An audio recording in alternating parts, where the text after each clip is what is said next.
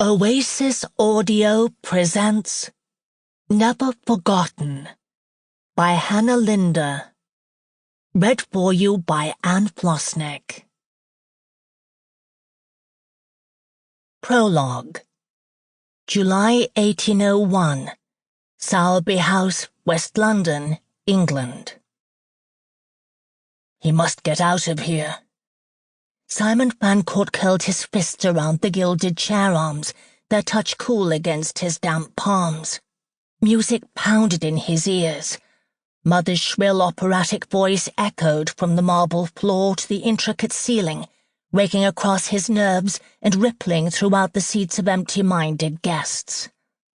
Beside him, the girl fidgeted. No, not the girl.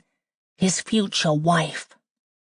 The words burned a trail to his stomach as he glanced at Georgina Whitmore's profile. Her cheeks were rose-flushed, likely from the heat of the overcrowded drawing-room, and though her blue eyes focused on the pianoforte, they held no true spark of interest. She breezed her face with an ivory fan. Blonde curls danced. She smelled of jasmine, a scent that reminded him of summer carriage rides, dull musicales, and utter meaninglessness. She knew nothing about life. Maybe he didn't either. But at least he wanted to.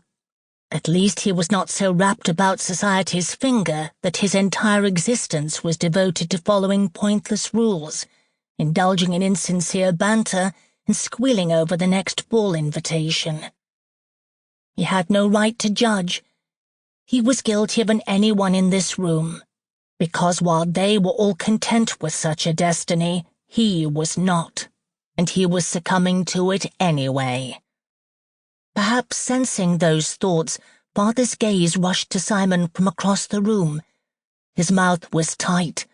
Fervency still flamed his eyes, as if to shout again the words he'd thundered earlier. As if Simon could forget, as if he could ever forget. Rushing to his feet, he ignored the jar of surprise from Miss Whitmore and the curious glances from other guests. Even Mother raised her brow at him mid-song. He weaved his way through the chairs, took the door to the ante-room, then ran the remaining distance to the red-carpeted stairs. His heartbeat throbbed at every footfall. "For the last time, Simon, you shall listen to me. If you were your brother, if you were the eldest, then perhaps I would grant you more leniency. Son." At the piercing voice, Simon froze halfway up the stairs. He turned, fists curled. "Sir." Father glowered up at him, sweat beading his face. "You will join the church. You will become a clergyman, as I have asked, and you will fulfill the marriage that has been arranged for you. It is not only your duty, it is your only choice. And if I refuse—" Injustice clamped at his chest, restricting his breathing. "You cannot. Father, enough!"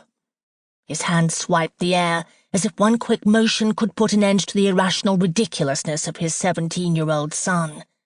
But it was not ridiculousness, nor irrational. Heaven forgive him, but he could not back down now. Not again, not on this. "I must have my word, Father, and you must listen to me." "I must do nothing. We have quite said everything there is to be said. You have said as much, not I." Simon descended 3 stairs, clenched the oiled banister in a death grip. "I do not wish to dishonor you." "Then stop playing the fool and listen to reason. For once in your life. Can you not see that I am only trying to assist you? Responsibilities must be met. You can no more run from yours than I can run from mine." "I wish to run from nothing." "Then why must you always plague me this way? Pray, what do you want? What is it, in your strange and ridiculous mind, that you fathom life must give you? Something more." Another step. He told himself to hold back, to bite his tongue, but the words rushed out anyway. "I wish to do something more than read sermons from behind a pulpit and play battledore in the lawn, and drink tea in the afternoons. I could not bear it, no more than I could bear marrying—" Sample complete. Ready to continue?